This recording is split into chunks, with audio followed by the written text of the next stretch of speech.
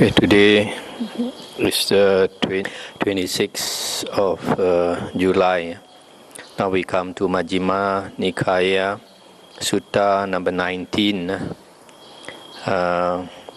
Dvedhavitakka Sutta, two kinds of thought. Thus have I heard. On one occasion, the Blessed One was living at Savatthi in Jeta's Grove, Anathapindika's park. There he addressed the monks thus, "Monks, Venerable Sir," they replied. The Blessed One said, "Monks, before my enlightenment, while I was still only an unenlightened bodhisattva, it occurred to me, suppose that I divide my thoughts into two classes. Then I set on one side thoughts of sensual desire, thoughts of ill will, and thoughts of cruelty. And I set on the other side thoughts of renunciation, thoughts of non-ill will, and thoughts of non-cruelty." Let's stop here for a moment.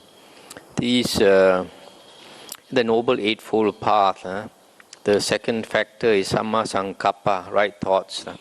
And right thoughts consist of thoughts of renunciation or no sensual desire, thoughts of non-ill will and thoughts of non-cruelty. So wrong thoughts or unskillful thoughts are the opposite, thoughts of sensual desire, thoughts of ill will and thoughts of cruelty. As I abided thus diligent, ardent and resolute, a thought of sensual desire arose in me. I understood thus, this thought of sensual desire has arisen in me. This leads to my own affliction, to others' affliction, and to the affliction of both. It obstructs wisdom, causes difficulties, and leads away from Nibbana. When I considered this leads to my own affliction, it subsided in me. When I considered this leads to others' affliction, it subsided in me. When I considered this leads to the affliction of both, it subsided in me. When I considered this obstructs wisdom, causes difficulties, and leads away from Nibbana, it subsided in me. Whenever a thought of sensual desire arose in me, I abandoned it, removed it, did away with it. As I abided thus diligent, ardent and resolute, a thought of ill will arose in me. Similarly, when I considered this leads to my affliction, the affliction of others, etc., then it subsided. And similarly, a thought of cruelty arose in me. I understood thus, this thought of cruelty has arisen in me. This leads to my own affliction, to others' affliction, and to the affliction of both. It obstructs wisdom, causes difficulties, and leads away from Nibbana. When I considered thus, it subsided in me. Whenever a thought of cruelty arose in me, I abandoned it, removed it, did away with it. So, I'll stop here for a moment. So here, the way the Buddha did away with these wrong thoughts or unskillful thoughts is to consider that if you allow it to arise, then it leads to your own affliction, your own suffering, and also causes suffering to others and to both, and also it obstructs wisdom and leads away from Nibbana. So when he realized that it was wrong, it was unskillful thoughts, then it subsided, or he did away with it. Monks, whatever a monk frequently thinks and ponders upon, that will become the inclination of his mind. If he frequently thinks and ponders upon thoughts of sensual desire, he has abandoned the thought of renunciation to cultivate the thought of sensual desire, and then his mind inclines to thoughts of sensual desire. If he frequently thinks and ponders upon thoughts of ill will, similarly thoughts of cruelty, he has abandoned the thought of non-cruelty to cultivate the thought of cruelty, and then his mind inclines to thoughts of cruelty. I stop here for a moment. This paragraph, this passage is extremely important. What we frequently think and ponder upon, that becomes the inclination of our mind, our habit pattern. So we create habit patterns in our mind. Nowadays, scientists talk about what do you call it? No, neuron pathways and all this. So long ago, 2,500 years ago, the Buddha already saw this, that if we continue thinking in a particular way, we form these habit patterns in our mind, and our mind always inclines in that direction. So it's very important that, as the Buddha here says, that if we are practicing the spiritual path, we know that these are unskillful thoughts. We must immediately nip it in the bud. Of course, for most worldly people, if thoughts of sensual desire arise, they like to think more about it, daydream and all these things. So it just strengthens the sensual desire, or ill will, or cruelty. So this is a very important passage, that what we frequently think and ponder upon, that becomes the inclination or habit pattern of our mind.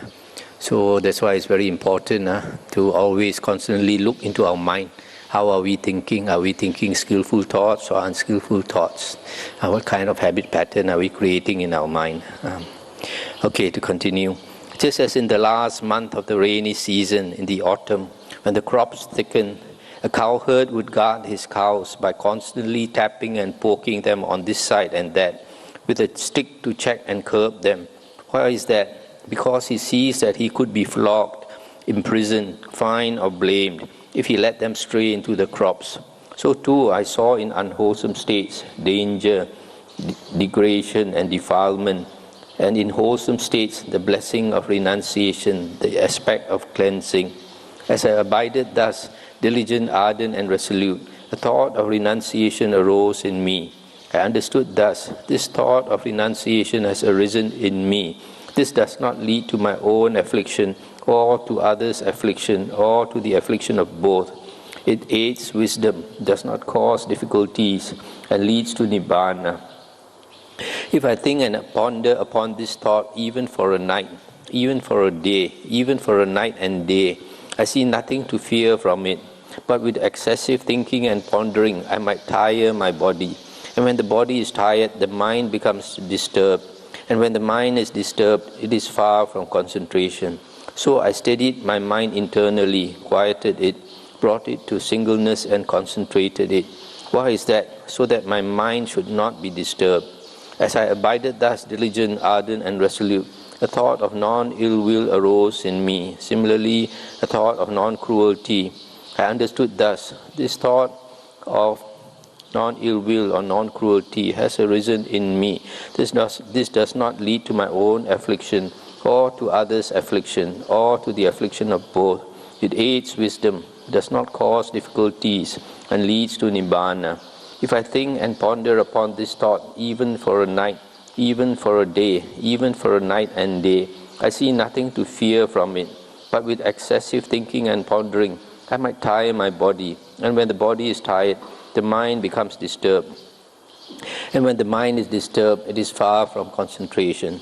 So I steadied my mind internally, quieted it, brought it to singleness, and concentrated it. Why is that? So that my mind should not be disturbed. Monks, whatever a monk frequently thinks and ponders upon, that will become the inclination of his mind. If he frequently thinks and ponders upon thoughts of renunciation, he has abandoned the thought of sensual desire to cultivate the thought of renunciation, and then his mind inclines to thoughts of renunciation. If he frequently thinks and ponders upon thoughts of non-ill will, similarly thoughts of non-cruelty, he has abandoned the thought of ill will and cruelty to cultivate the thought of non-ill will and non-cruelty, and then his mind inclines to thoughts of non-cruelty. I'll stop here for a moment. So this is in the converse. If we constantly think skillful thoughts, that becomes our habit pattern, and we frequently think in that direction. So it is a training of the mind that we need to cultivate. Just as in the last month of the hot season, when all the crops have been brought inside the villages, a cowherd would guard his cows while staying at the root of a tree or out in the open. Since he needs only to be mindful that the cows are there, so too there was need for me only to be mindful that those states were there.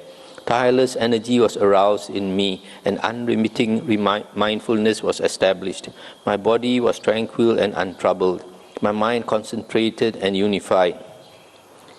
Now Buddha refers to, let me see.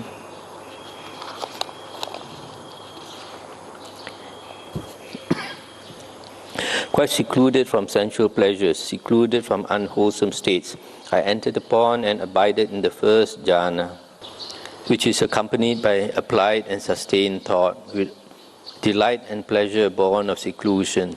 With the stilling of applied and sustained thought, I entered upon and abided in the second jhana, which has self-confidence and singleness of mind, without applied and sustained thought, with delight and pleasure born of concentration. With the fading away as well of delight, I abided in equanimity and mindful and fully aware, still feeling pleasure with the body. I entered upon and abided in the third jhana, on account of which Noble once announced, he has a pleasant abiding, who has equanimity and is mindful. With the abandoning of pleasure and pain, and with the previous disappearance of joy and grief, I entered upon and abided in the fourth jhana, which has neither pain nor pleasure, and utter purity of mindfulness and equanimity. When my concentrated mind was thus purified, bright, unblemished, rid of imperfection, malleable, wieldy, steady, and attained to imperturbability, I directed it to the knowledge of the recollection of past lives. I recollected my manifold past lives, that is, 1 birth, 2 births, 3, 4, 5, 10, 20, 30, 40, 50, 100,000 births, many aeons of world contraction, many aeons of world expansion, many aeons of world contraction and expansion. There I was so named, of such a clan, with such an appearance, such was my nutriment, such my experience of pleasure and pain. And passing away from there, I reappeared elsewhere, and there too I was so named, of such a clan, etc. And passing away from there, I reappeared here. Thus, with the aspects and particulars, I recollected my manifold past lives. This was the first true knowledge attained by me in the first watch of the night. Ignorance was banished, and true knowledge arose. Darkness was banished, and light arose, as happens in one who abides diligent, ardent, and resolute. When my concentrated mind was thus purified, bright, unblemished, rid of imperfection, malleable, wieldy, steady, and attained to imperturbability, I directed it to the knowledge of the passing away and reappearance of beings. With the divine eye, which is purified and surpasses the human, I saw beings passing away and reappearing, inferior and superior, fair and ugly, and I understood how beings pass on according to their actions. Thus, with the divine eye, which is purified and surpasses the human, I saw beings passing away and reappearing, inferior and superior, fair and ugly, fortunate and unfortunate, and I understood how beings pass on according to their actions. This was the second true knowledge attained by me in the second watch of the night. Ignorance was banished, and true knowledge arose. Darkness was banished, and light arose, as happens in one who abides diligent, ardent, and resolute. When my concentrated mind was thus purified, bright, unblemished, rid of imperfection, malleable, wieldy, steady, and attained to imperturbability, I directed it to the knowledge of the destruction of the taints or asavas. I directly knew as it actually is, this is suffering. I directly knew as it actually is, this is the origin of suffering. I directly knew as it actually is, this is cessation of suffering. I directly knew as it actually is, this is the way leading to the cessation of suffering. I directly knew as it actually is, these are taints. I directly knew as it actually is, this is the origin of taints. I directly knew as it actually is, this is the cessation of taints. I directly knew as it actually is, this is the way leading to the cessation of taints. When I knew and saw thus, my mind was liberated from the taint of sensual desire, from the taint of being, and from the taint of ignorance. When it was liberated, there came the knowledge it is liberated. I directly knew birth is destroyed, the holy life has been lived. What had to be done has been done. There is no more coming to any state of being.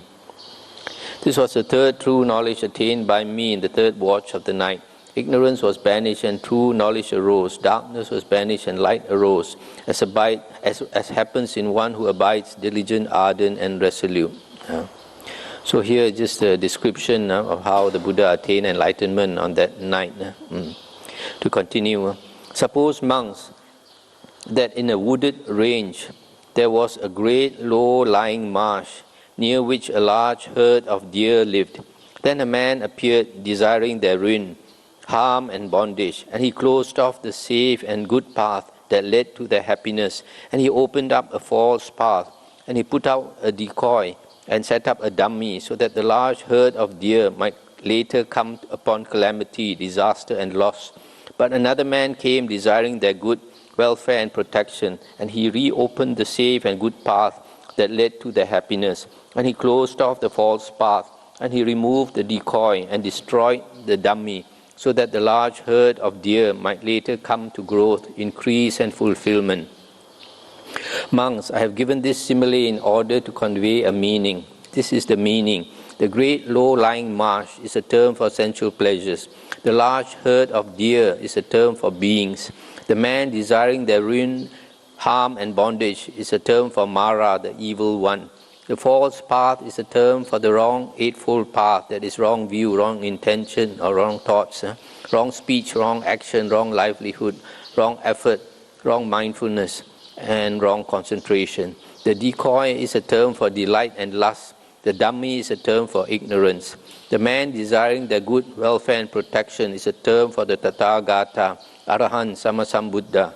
The safe and good path that led to the happiness is a term for the noble eightfold path. That is, right view, right thoughts, right speech, right action, right livelihood, right effort, right mindfulness, and right concentration. So monks, the safe and good path that leads to happiness has been reopened by me. The wrong path has been closed off. The dummy destroyed, the decoy removed. What should be done for disciples out of compassion by a teacher who seeks their welfare and has compassion for them? That I have done for you, monks. There are these roots of trees, these empty huts. Meditate, monks. Do not delay, or else you will regret it later. This is our instruction to you. That is what the Blessed One said. The monks were satisfied and delighted in the Blessed One's words.